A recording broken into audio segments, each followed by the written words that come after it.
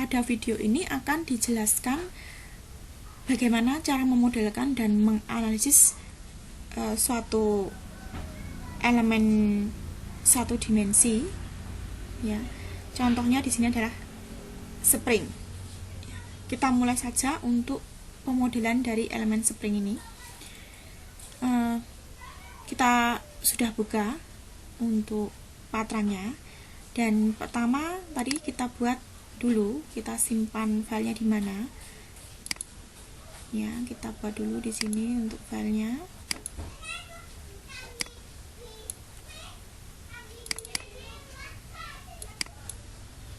Terserah ya, Anda mau menyimpannya di mana gitu.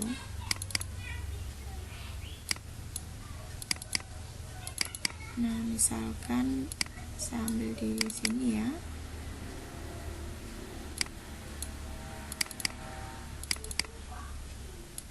Saya kasih nama filenya adalah spring. Begini, kemudian backgroundnya saya ganti ini. Oke. Ya, kemudian dari sini akan membuat geometri dari elemen springnya. Jadi saya berikan soalnya ini ya. Diketahui ada dua elemen spring dengan kekakuan sama masing-masing ya, 1000 pounds ya per in. Kemudian diberikan beban pada nodal 2 dan nanti pada nodal 1 dan 3 di fix ya.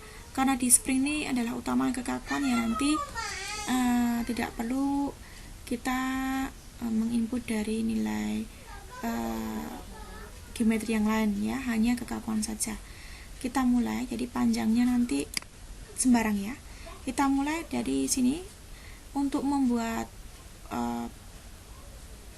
pemodelan elemen spring ini adalah elemen satu dimensi ya, idealisasinya elemen satu dimensi, yaitu suatu garis ya. Nanti kita buat garis itu melalui 3 titik ya, boleh 2 titik, boleh 3 titik. Nanti untuk yang 2 titik berarti ada 1 garis, yang 3 titik bisa 2 garis ya. Jadi nanti pengaruhnya ke pemberian elemennya. Saya coba untuk yang pakai 3 titik ya. Ini create object point method XYZ. Poin pertama di sini XYZ-nya 0, 0, 0. Kita apply. Kemudian kita lihat untuk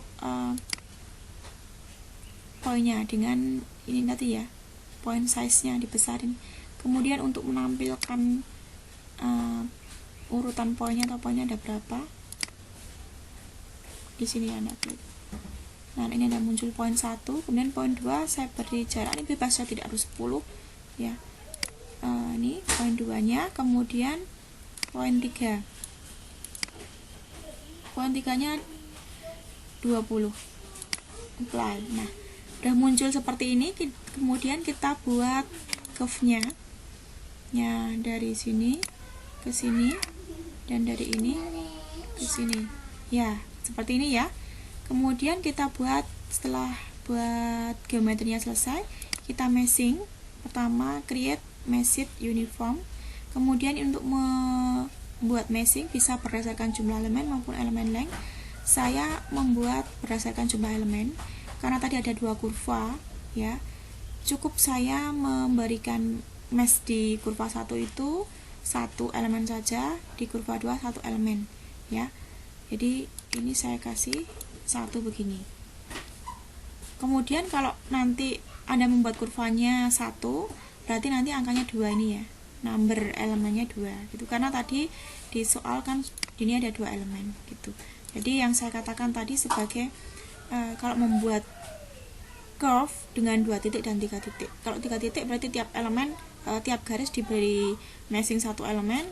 Kalau 1 curve berarti di meshing menjadi 2 elemen.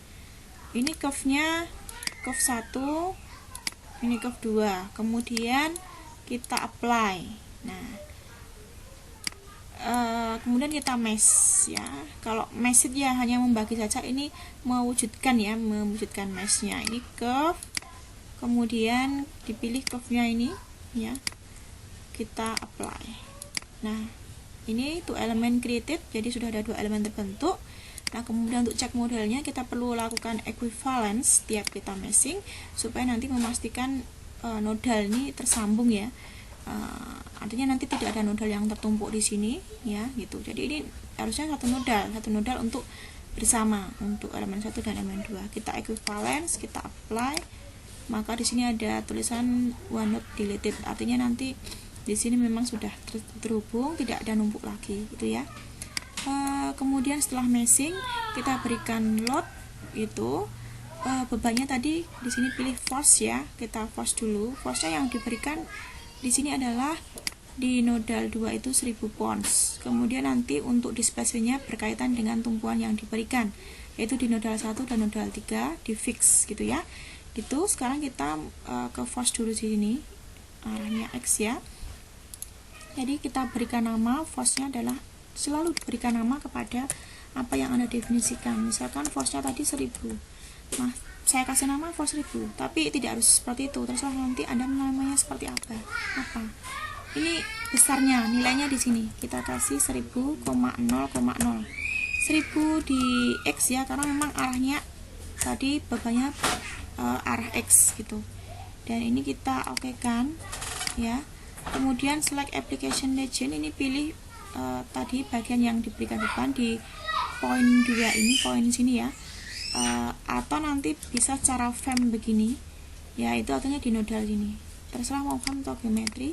Ini diklik di sini, kemudian kita add, kemudian kita okekan, kemudian ini ya, tadi sudah di select di poin 2, kemudian kita apply.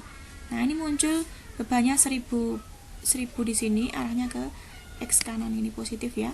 Sekarang untuk tumpuannya, displacement-nya, tadi diberi tumpuan di nodal 1 dan nodal 3 berupa fix. Saya kasih nama tumpuannya fix ya, biar tahu.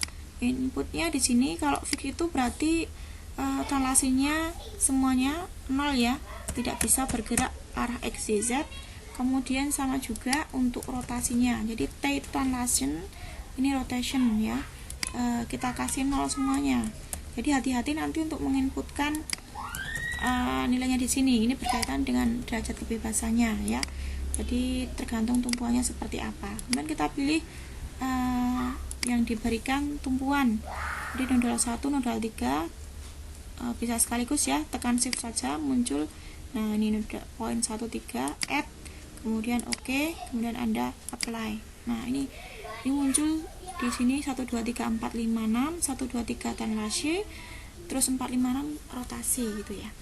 Setelah Anda lakukan definisi beban dan tumpuan, kita kemudian ke properties ya. Properties cukup di sini untuk spring itu adalah langsung ke pendefinisian elemen ya, idealisasinya sebagai elemen spring ya. Jadi ini spring 1 dimensi, kemudian saya kasih nama untuk definisinya sebagai properties spring. Input propertiesnya yaitu hanya berupa konstannya tadi adalah di sini 1000, semuanya sama ya. Jadi kita klik aja ini 1000. Ini juga nanti untuk daf node 1 sama 2 itu arahnya sumbu X ya, UX ya, karena kemampuannya itu.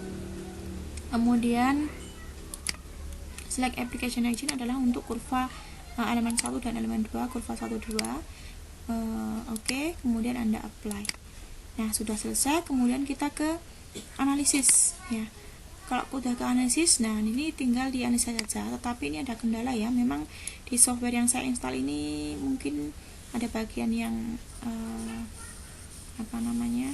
korup ya, karena nanti harus ada pengulangan. Jadi memang nanti kegagalan untuk analisis ini bisa pertama dari modelnya itu sendiri, tetapi ada juga karena proses installnya, mungkin software yang Anda install itu ada yang korup gitu ya.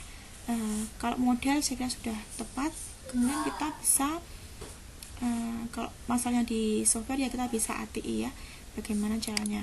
Ini sudah analisis, kemudian pilih yang ini entire model full run, kemudian pilih solution type-nya itu linear static ya, kemudian Anda okekan. Nah ini, nah di sini yang saya katakan, ketika di apply itu tidak langsung jadi ya, seperti ini. Jadi kita ulangi saja nggak apa-apa. Nah ini di overwrite aja ya. Kemudian kita setelah itu menuju ke software Nasranya ya. Kita cari file PDF-nya. Apakah muncul? Nanti kita bisa lihat di sini untuk filenya. Nah ini ada file tipenya PDF ya. Kita klik di sini, kemudian kita open. Nah kemudian kita run. Ini Nasran ini akan menganalisis sesuai dengan konsep metode elemen hingga ya. Jadi bagaimana, kita run dulu ya.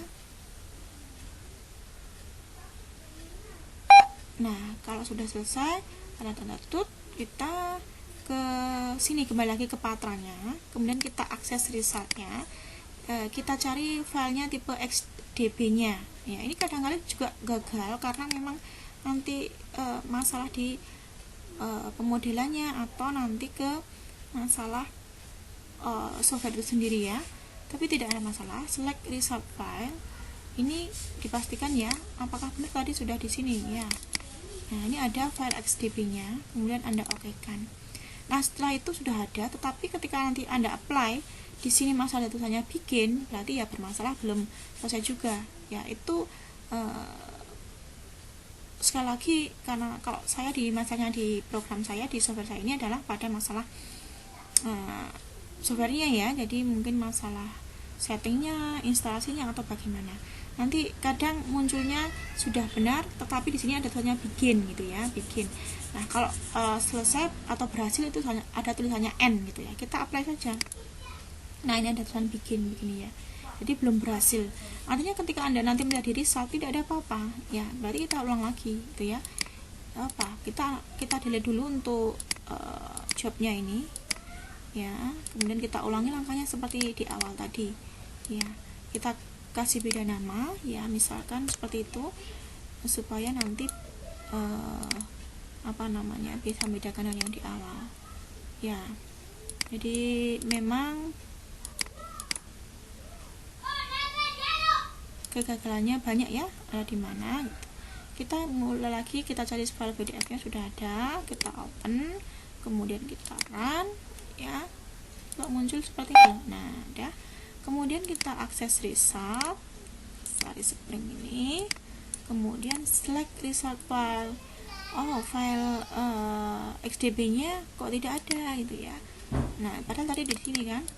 Nah ini tidak ada. Oke. Nah ini juga menjadi masalah juga ya.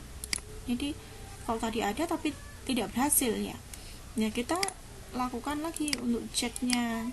Nah seperti itu sampai nanti berhasil.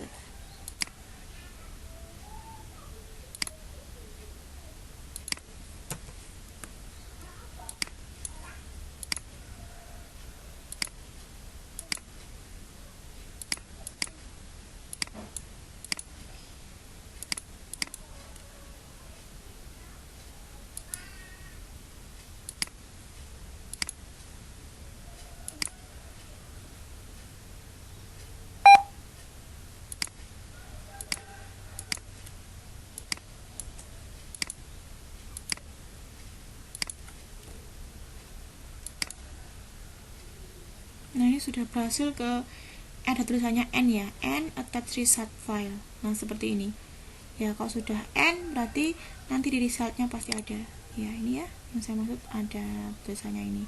Jadi memang gak susah juga kalau softwarenya sudah ada yang belum beres ya. Kita pilih displacement translational untuk select range resultnya. Untuk select deformation misalnya juga kita pilih displacement translational, kita apply. Nah ini, jadi ini untuk hasilnya bisa Anda lihat ya. Nah ini ya. Jadi untuk displacementnya ya, bisa Anda lihat ini adalah maksimumnya adalah ini di nodal 2 gitu ya. Nilainya itu. Kemudian kalau untuk hasil yang lebih lengkap itu bisa Anda cek di sini, elemen spring, filenya adalah F06. Nah, ini data lengkapnya di sini ya. Jadi mulai dari yang ini ya,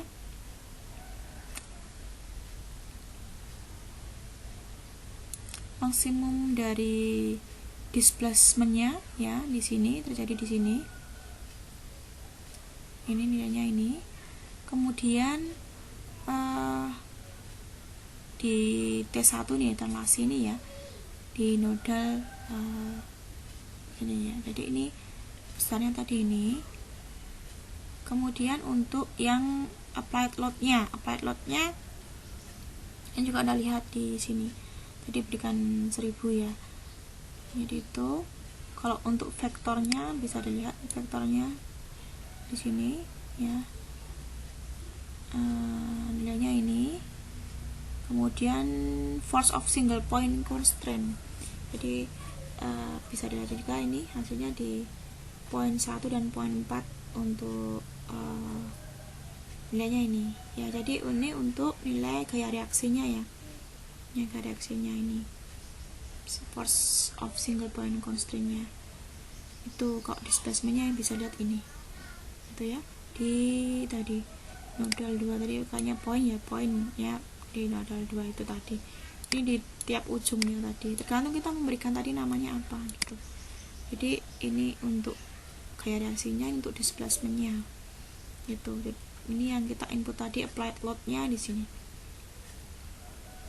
Maksimum applied load, ini maksimum displacementnya ya. Ini.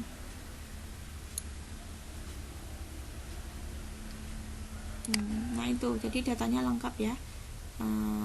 Yang Anda inputkan tadi harus jelas. Ini bisa Anda lihat di F06 nya gitu ya. Pikat ini kan banyak ya, nanti ada data F06 ya. Ini PDF yang tadi kita cari di Nastran ya, supaya nanti bisa diproses gitu. Kemudian ini XDP yang ditampilkan di patron tadi itu.